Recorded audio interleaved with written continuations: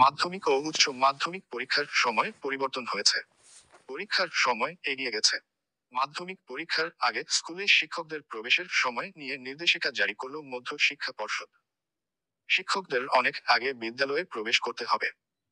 মধ্য শিক্ষা পর্ষদের নতুন নির্দেশিকা অনুযায়ী পরীক্ষা শুরুর 2 ঘন্টা আগে শিক্ষকদের স্কুলে প্রবেশ করতে হবে।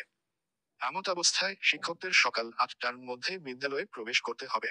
সকাল 8:30টার পর পরীক্ষা কেন্দ্রে প্রবেশ করবে শিক্ষার্থীরা। প্রতিটি জেলায় এই নির্দেশিকা পাঠানো হয়েছে। শিক্ষকরা নির্ধারিত সময়ের চেয়ে দেরিতে বিদ্যালয়ে প্রবেশ করলে পর্ষদের কাছে রিপোর্ট পাঠাতে হবে।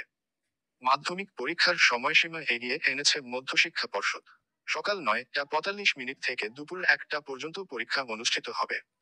মাধ্যমিক পরীক্ষা সকাল 11:45 পরিবর্তে সকাল 9:45 শুরু হবে। মাধ্যমিক পরীক্ষা শুরু হবে 2রা ফেব্রুয়ারি থেকে, চলবে 12ই ফেব্রুয়ারি পর্যন্ত। রুটিনে কোনো পরিবর্তন হয়নি। উভয় পরীক্ষার সময় পরিবর্তন করা হয়েছে। 16ই ফেব্রুয়ারি থেকে শুরু হবে উচ্চ মাধ্যমিক পরীক্ষা, চলবে 29শে ফেব্রুয়ারি পর্যন্ত।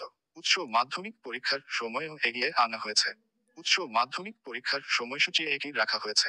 উচ্চ মাধ্যমিক শিক্ষা সংসদ নির্দেশিকা জারি করেছে, পরীক্ষা শুরু হবে দুপুর 12টার পরিবর্তে সকাল 9:45।